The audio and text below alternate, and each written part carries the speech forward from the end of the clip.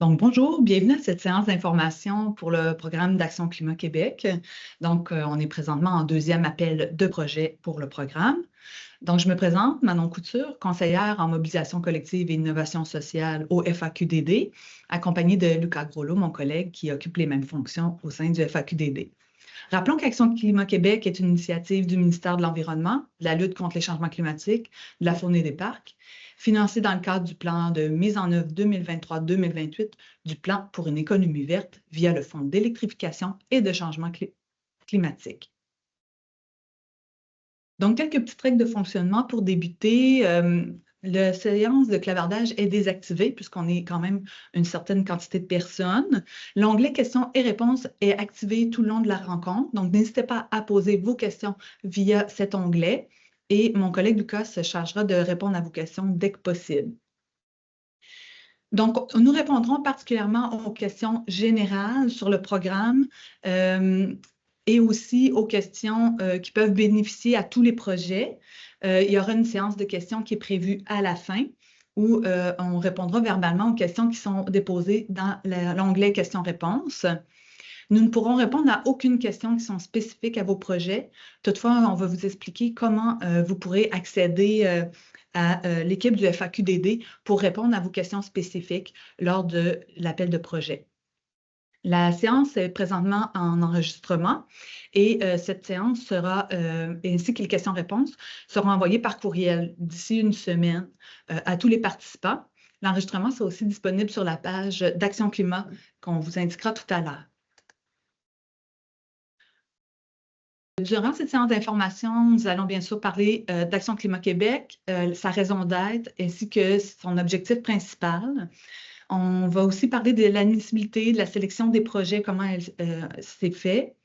On va parler de la procédure de dépôt, ainsi que faire un retour sur les constats du comité de sélection lors du premier appel de projet.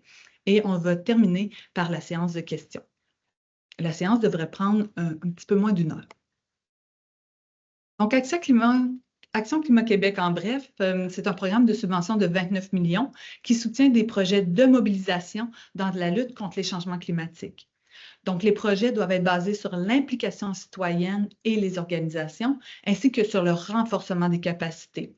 Donc, rappel très bref, l'aide financière maximale est de 1,5 million pour les projets nationaux, de 450 millions maximum pour les projets régionaux et de 250 000 pour les projets locaux. Les organismes qui sont en mesure de déposer, qui peuvent être les porteurs de projets, sont les OBNL, les coopératives, les syndicats et les chambres de commerce. Donc, ce qui est très important aussi, c'est de s'approprier deux documents clés qu'on va vous présenter un peu plus tard dans la présentation, qui sont le cadre normatif et le guide de dépôt de projet, qui sont accessibles via le site Internet du FAQDD. Les fondements sur lesquels se base Action Climat sont le fait qu'il y a un fort consensus au Québec sur la gravité de l'enjeu qui représente les changements climatiques, que la mobilisation est la clé de voûte pour une action forte et ambitieuse, et aussi pour l'adoption généralisée de pratiques et de modes de vie sobres en carbone qui contribuent à la résilience. Donc, le fondement aussi d'informer, de sensibiliser les individus et les organisations ne suffit pas. Donc, il y a aussi besoin de renforcer les capacités pour entraîner des transformations, pour mettre en action les citoyens et les organisations. Donc, l'un des fondements également, c'est de renforcer la motivation pour que les individus perçoivent qu'ils ne sont pas les seuls à agir et que leur action combinée à celle des autres peut faire la différence, de manière à développer une masse critique de personnes qui sont prêtes à appuyer les changements nécessaires à la transition climatique. Donc, le rôle de la société civile est vraiment très important dans le programme Action Climat, d'où le fait que l'objectif principal concerne la mobilisation.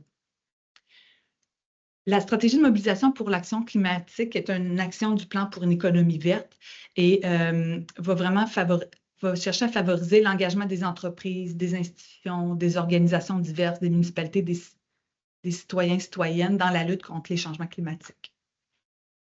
Donc, l'objectif, on va le répéter à plusieurs reprises lors de cette présentation, c'est de susciter l'engagement des citoyens et des organisations dans la lutte contre les changements climatiques.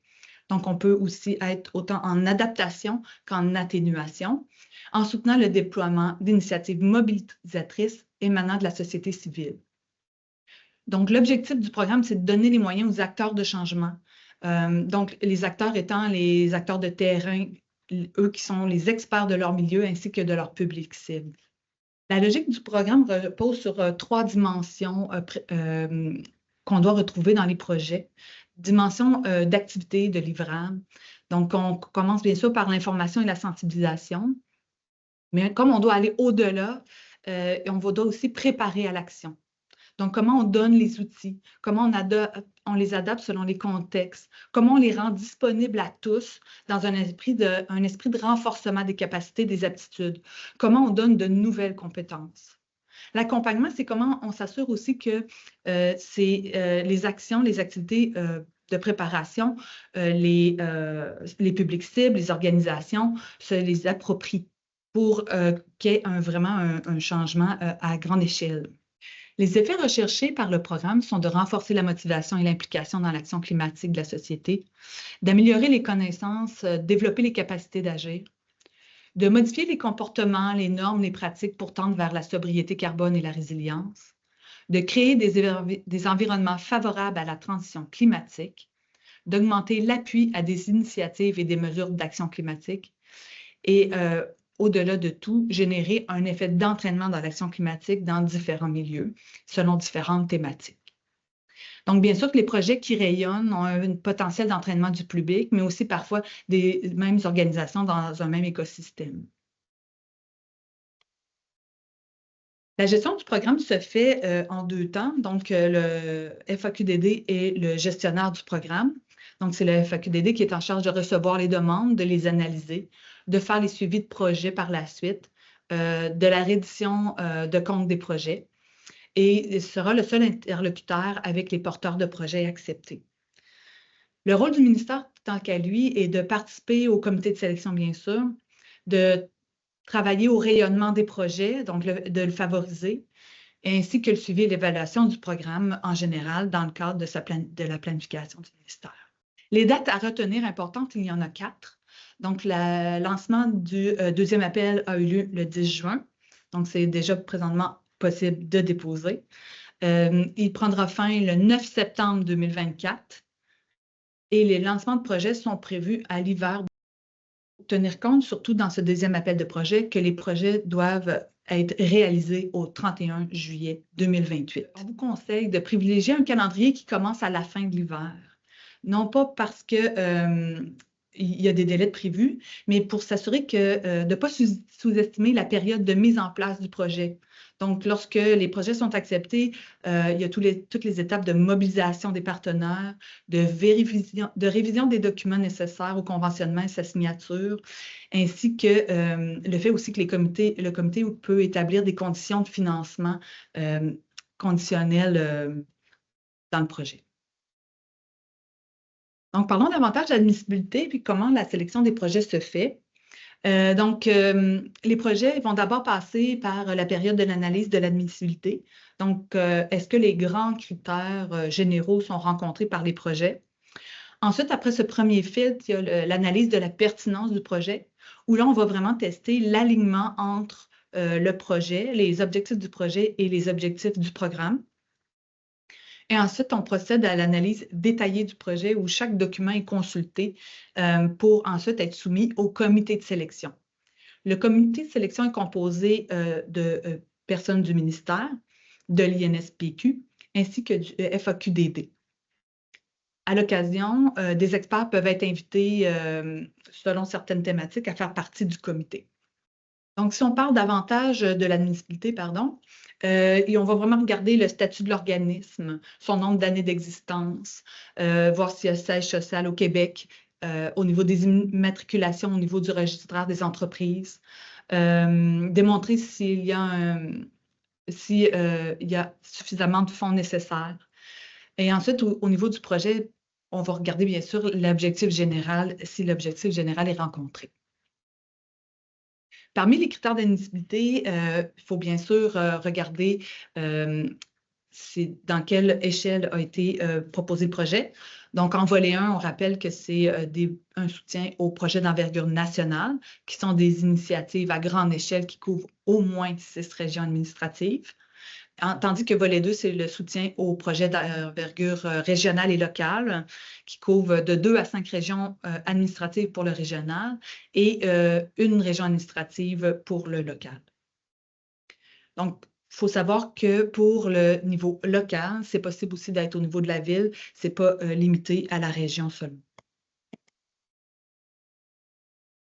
Donc, les types d'organismes admissibles sont les organismes à but non lucratif, les coopératives, les syndicats et les chambres de commerce. Il n'est pas exclu que les organismes puissent aller chercher diverses expertises. Toutefois, il faut vraiment faire attention à l'expert unique, qui serait l'unique maître d'œuvre qui porte l'essentiel du projet. Donc, il y a possibilité d'aller chercher de l'expertise dans les projets, c'est tout à fait admis. On parle d'expertise, ça peut être un consultant ou encore des partenaires de recherche. Donc, il faut toutefois être prudent là, dans la démonstration de l'expertise. Il y a aussi les projets peuvent être mis sur pied en partenariat avec d'autres organisations. Toutefois, il faut tenir compte que seul le demandeur officiel est responsable de la coordination et de la mise en œuvre pendant toute la durée du projet, ainsi que de la reddition de comptes. Donc, c'est vraiment lui qui est l'interlocuteur. Les conditions spécifiques pour chaque volet, c'est qu'en volet 1, les organismes devront au moins avoir 3 ans d'existence, tandis que pour les volets 2, c'est 1 an d'existence minimum qui est requis.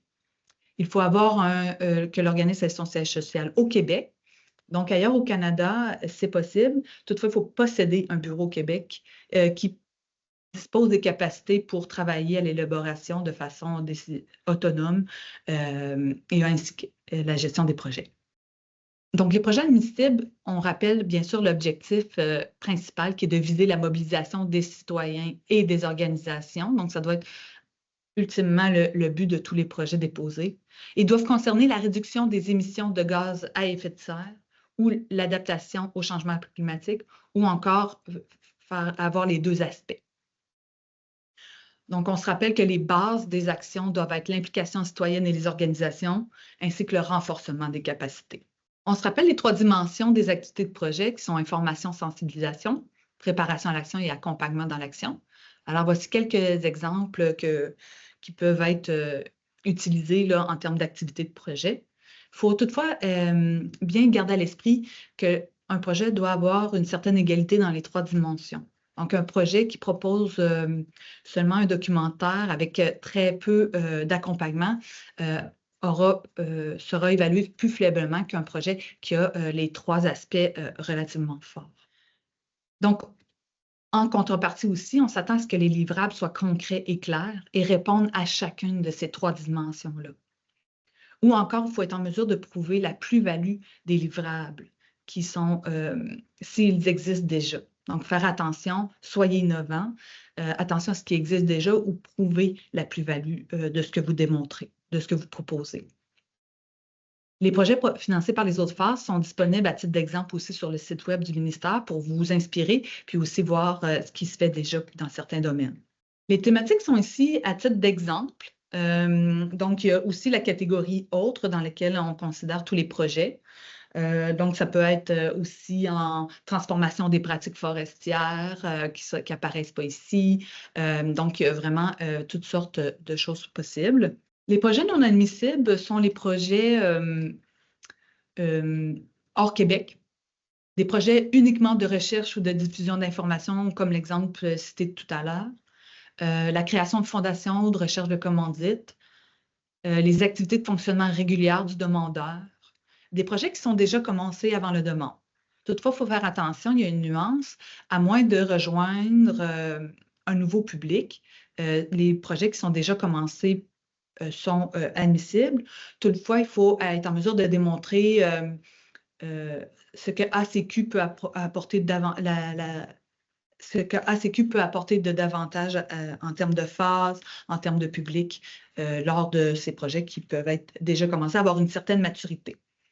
Ça peut être aussi un public qui se renouvelle constamment, comme en éducation. Les projets qui visent uniquement la végétalisation comme mesure d'adaptation ou d'atténuation ne sont pas admissibles.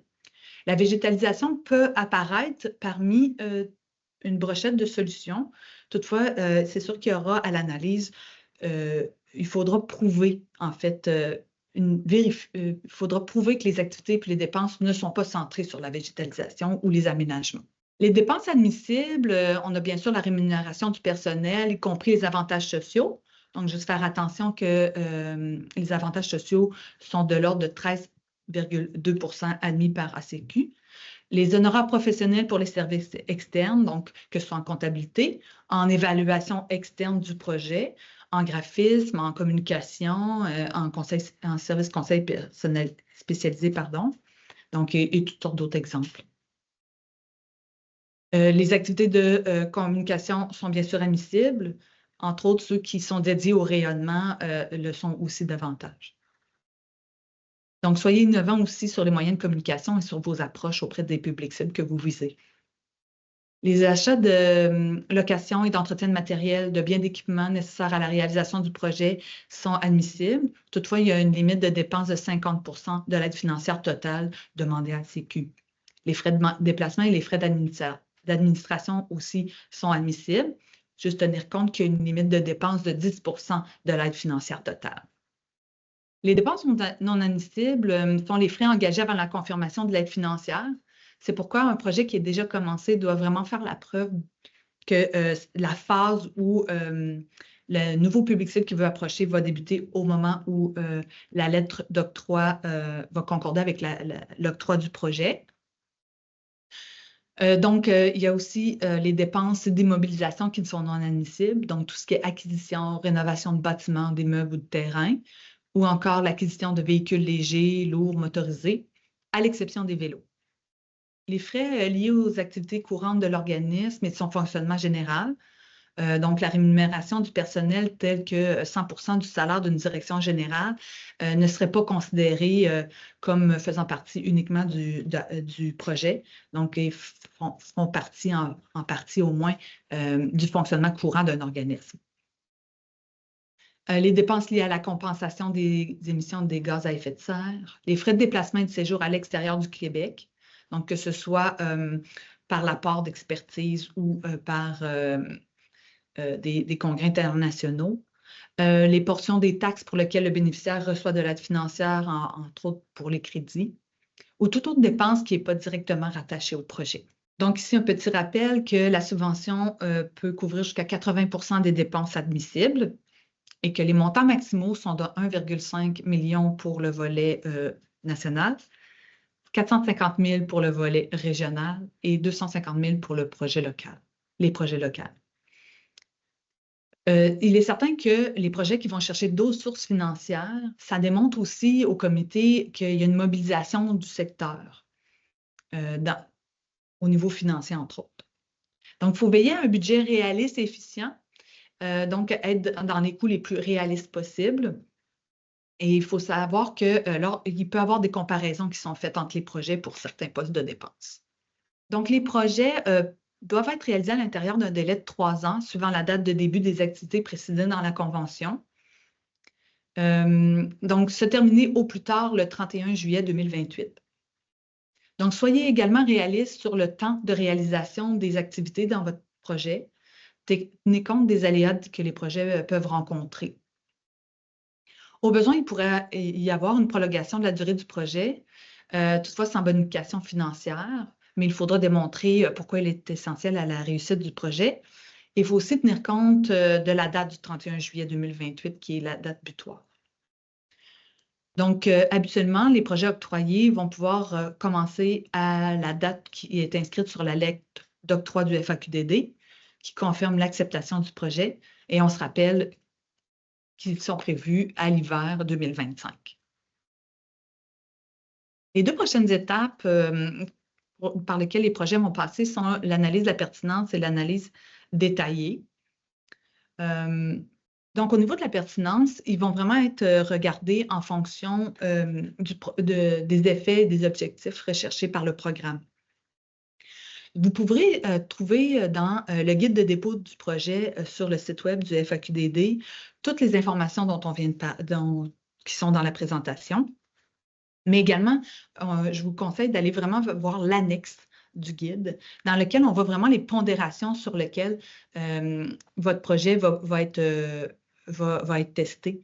Donc, pour la pertinence, 40% de la cote qui est reçue par les projets repose sur la démonstration de la problématique, 25% sur les capacités, expertise, expérience du demandeur et de ses partenaires, et 35% sur la solution.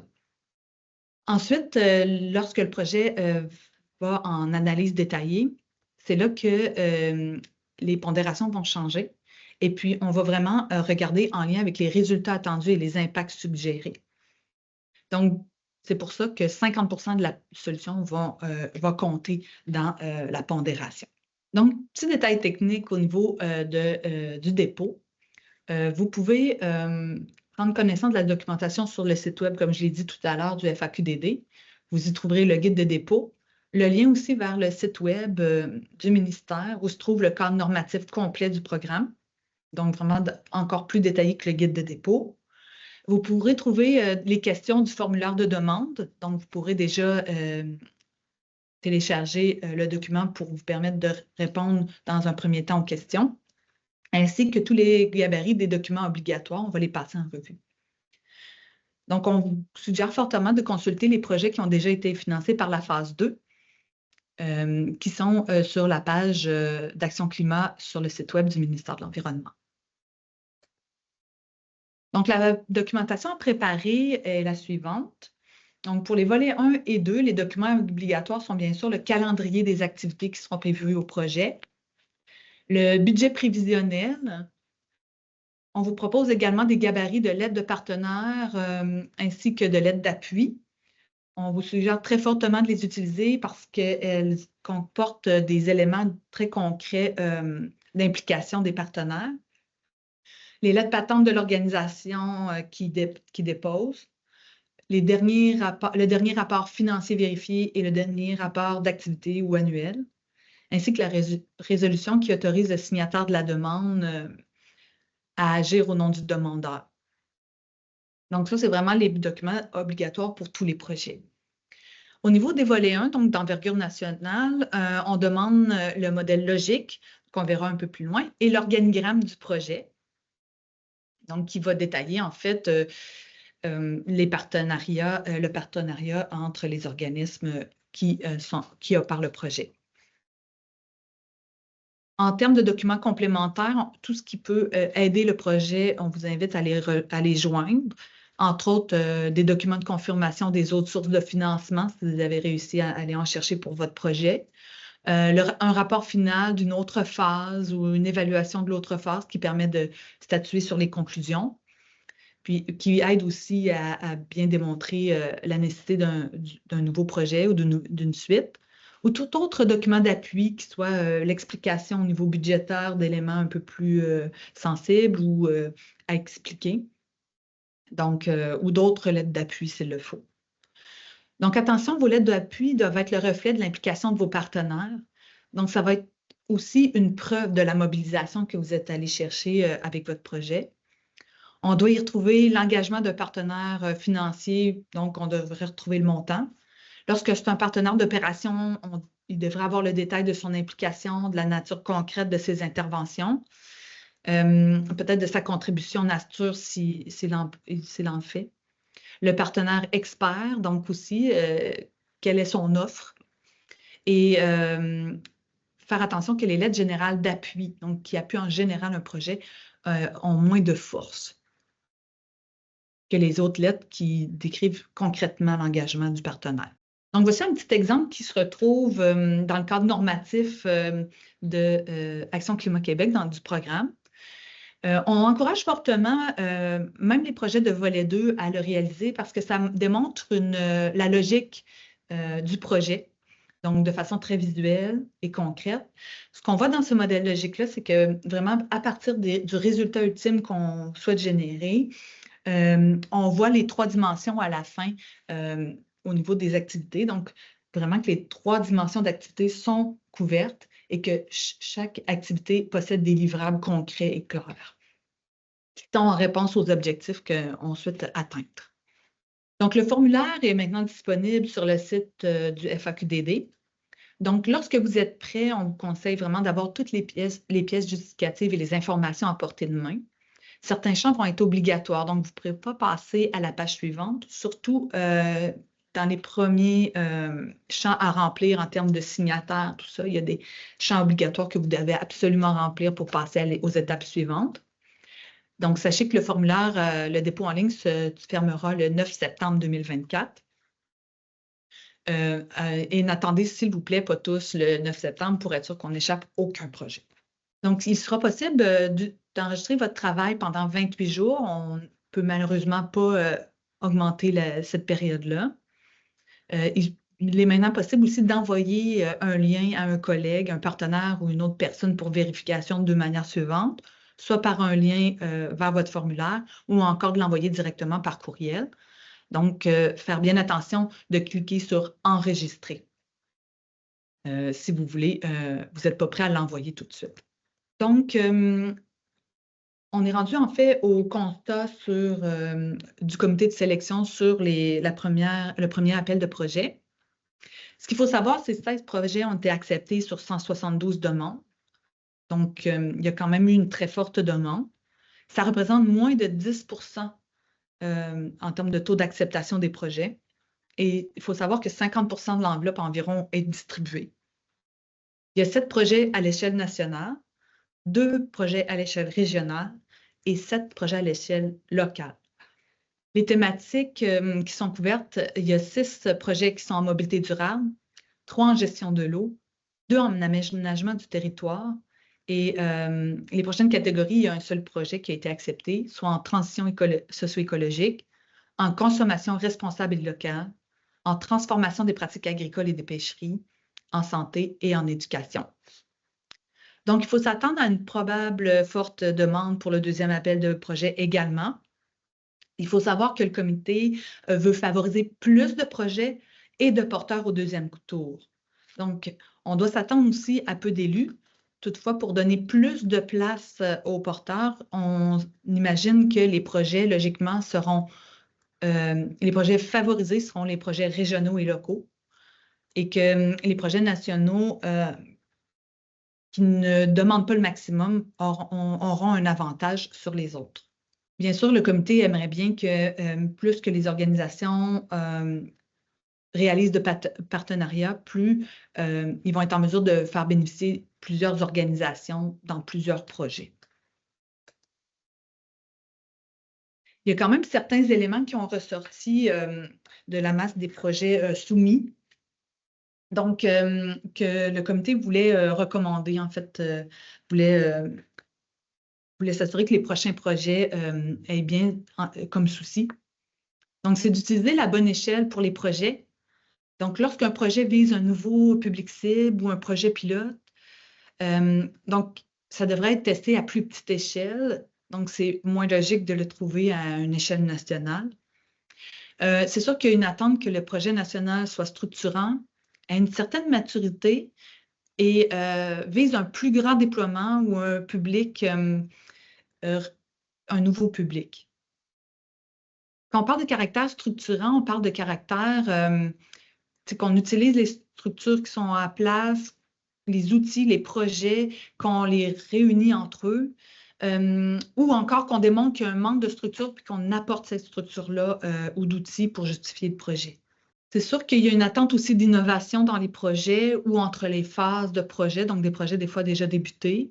Donc, ça peut, c'est pas nécessairement au niveau des outils ou au niveau d'un nouveau public cible, mais ça peut aussi être au niveau d'une approche innovante. Donc, comment mon projet va à la rencontre de public cible qui est peu mobilisé? Ça peut être quelque chose d'attrayant pour le comité. Donc, vraiment d'être clair, de bien définir en quoi le support d'ACQ, donc d'Action Climat Québec, va apporter de plus à ce qui existe déjà. Donc, vraiment à être sûr d'être très clair sur les activités et les résultats différents attendus par cette nouvelle proposition. Bien sûr, il y a la clarté de la démonstration autant de la réponse à la problématique qu'en termes de quels sont les résultats qui seront concrets. Donc, si je change d'échelle, quelles sont les raisons, aussi de proposer de nouvelles activités, à quels besoins je réponds. Donc, s'assurer que nos pièces justificatives aussi viennent confirmer la raison d'être de notre projet. Donc aussi, à quel point notre projet est ancré dans le milieu, à quel point le besoin est là et à quel point on le démontre. Aussi, est-ce qu'on obtient l'appui de partenaires clés du projet? Donc, il faut aussi savoir que le fait qu'un organisme soit partenaire de projet ne va pas nuire à ses propres projets déposés. Surtout si sa présence fait sens par rapport à l'écosystème des organisations nécessaires à une thématique.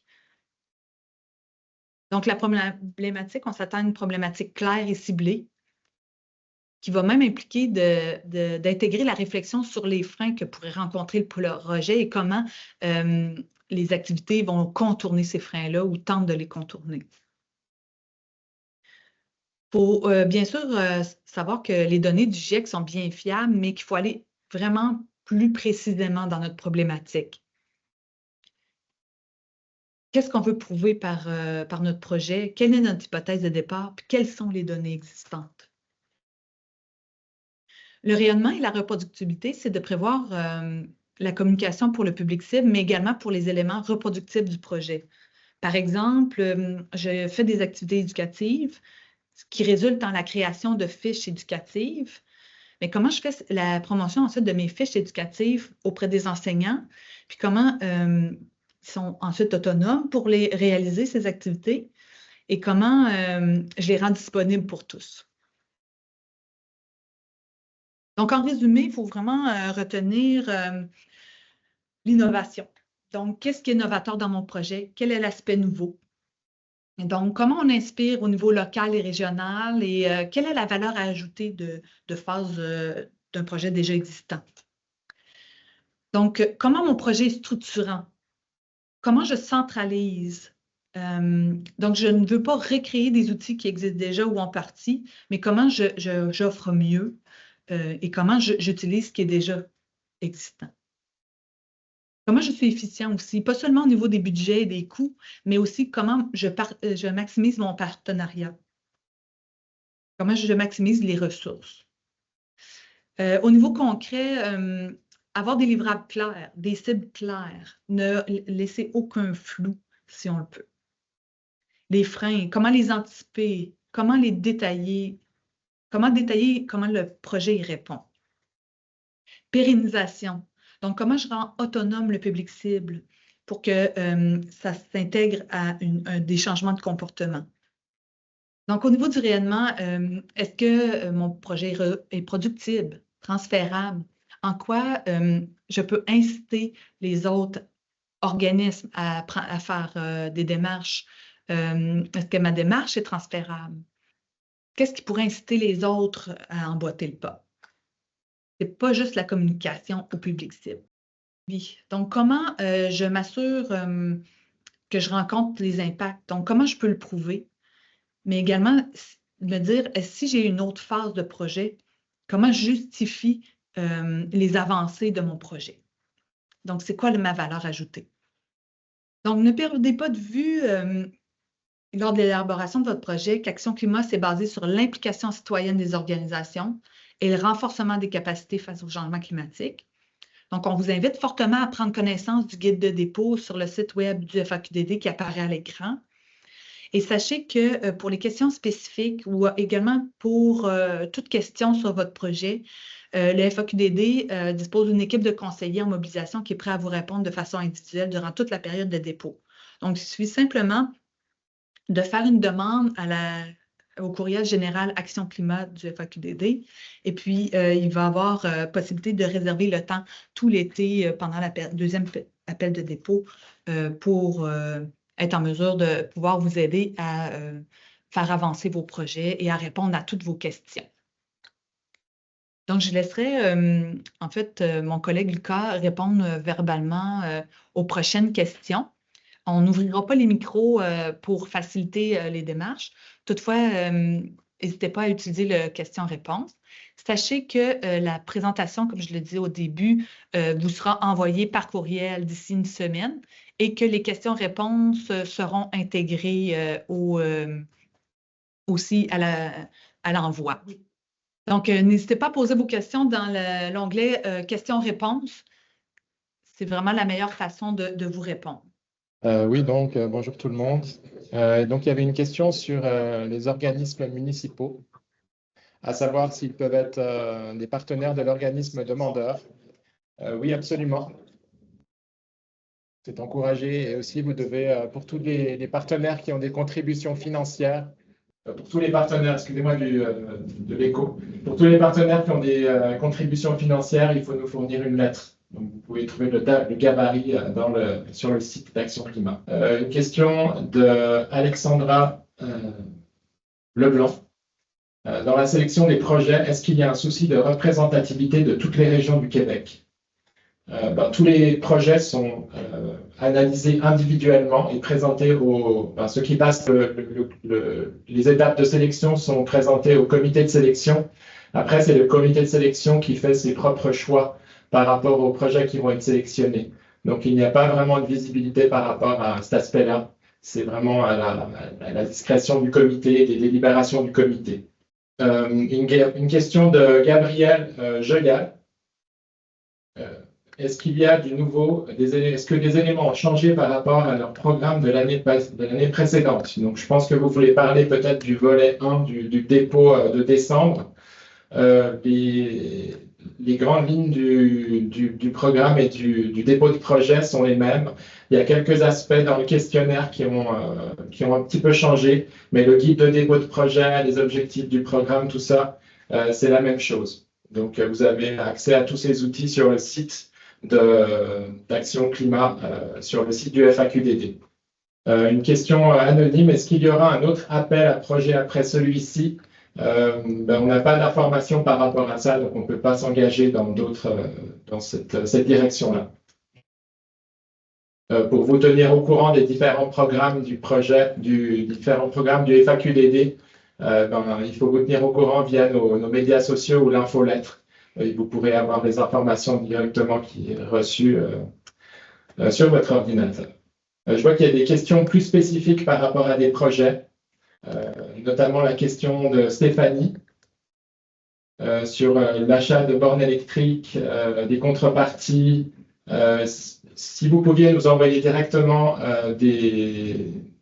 un message sur la boîte d'Action Climat, donc action-climat à commercial.faqdd.qc.ca, on pourra vous répondre plus spécifiquement sur ces aspects. Vous pourrez aussi prendre un moment, on pourra prendre un moment pour répondre à cela via notre accompagnement pré-dépôt, mais on ne va pas répondre à des questions très spécifiques comme ça. On vous invite aussi à aller regarder le guide de dépôt de projet qui a quand même énormément d'informations pour répondre à des questions qui sont plus spécifiques.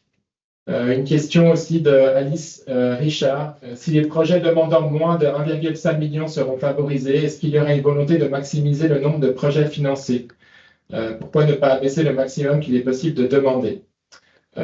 Tout ça est relaté dans la convention, donc c'est les règles du jeu du programme, si on veut.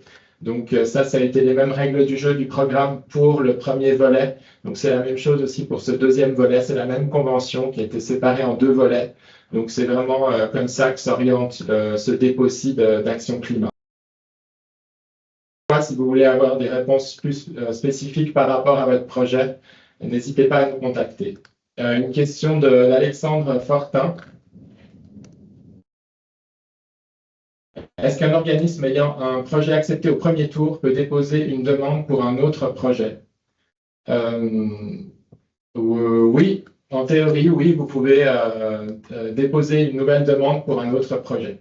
Si je peux ajouter aussi à la réponse de Lucas, c'est que chaque organisme a la possibilité de déposer 2 projets par appel de projet. Est-ce que les régions et partenaires avec lesquels le projet se déploiera devront toutes et tous être identifiés lors du dépôt de projet? Ou si les premiers mois du projet peuvent justement être consacrés à la confirmation de ces partenariats? Pour favoriser l'aspect structurant de votre projet, il est important que les partenaires soient quand même identifiés. Après, vous pouvez avoir des confirmations qui sont confirmées ou non.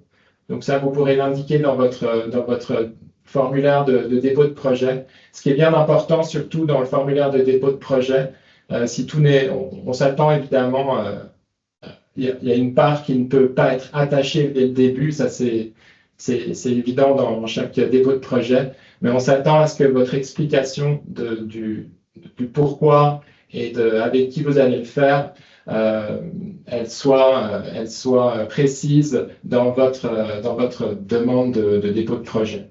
Une question de Stéphanie, Madame Rail. Est-ce que la contrepartie en nature est admissible? Les contreparties peuvent être soit en espèces, soit en nature. Donc ça, c'est à préciser aussi dans votre demande de financement et dans le budget. Donc vous avez un gabarit sur la page Action Climat. Une question de Gabriel Joyal. Est-ce que nous pouvons faire plusieurs demandes pour plusieurs projets? Vous pouvez déposer jusqu'à un maximum de deux projets. Une question de Cynthia Allard. Est-il possible de déposer le même projet pour le niveau régional et pour le niveau local? Comme le disait Manon tantôt, c'est bien important de réfléchir à l'échelle de votre projet. Donc, si vous déposez le même projet pour le niveau régional et pour le niveau local, ça n'a pas beaucoup de sens de ce point de vue-là.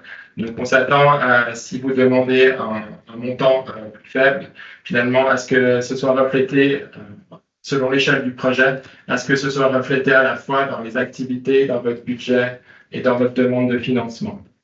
Donc, vous déposez la même demande pour les deux échelles. Il faudra qu'elle soit adaptée, ça ne peut pas être la même demande. Une question de Jessie Fournier.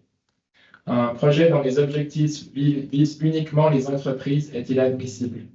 Donc, l'objectif vraiment du programme Action Climat, c'est de susciter l'engagement des citoyens et des organisations dans la lutte au changement climatique en soutenant le déploiement d'initiatives mobilisatrices émanant de la société civile. Donc, c'est vraiment l'accent est mis sur les citoyens et les organisations. Donc, avant, au niveau des entreprises, c'est la question de vous poser comment est-ce que vous allez susciter l'engagement des citoyens et des organisations pour répondre aux objectifs du programme. Une question de Nicolas Potvin. Pouvons-nous espérer un traitement des demandes plus rapide pour ce deuxième appel à projet? Il est difficile de garder motivés les partenaires mobilisés autour d'un projet lorsque l'analyse prend 6 mois ou plus. Il faut savoir que pour cette demande, la précédente demande, on a reçu 172 projets. L'analyse, donc ça a pris un peu plus de temps de ce point de vue-là pour réaliser l'analyse. On ne peut pas vraiment s'engager sur le temps que ça va prendre cette fois-ci pour réaliser l'analyse. Et ainsi qu'il y a des facteurs aussi plus externes qui peuvent intervenir dans l'analyse. Donc, on ne peut pas vraiment s'engager sur le temps que ça va prendre pour réaliser l'analyse. On est désolé de cet aspect-là. Une question de Marie Pelletier. Est-ce que des états financiers avec avis au lecteur, au lieu de vérifier, est admissible pour le dépôt d'une demande où il faut refaire nos états financiers par la firme comptable? Ça, pour cet aspect-là, je vous invite, parce qu'on ne connaît pas l'échelle de votre projet, ça dépend du volet de projet, donc ça dépend tout ça, je vous invite à regarder dans le guide de dépôt de projet en fonction de l'information du projet, du type de projet que vous voulez déposer. Les états financiers qui vont être demandés sont différents.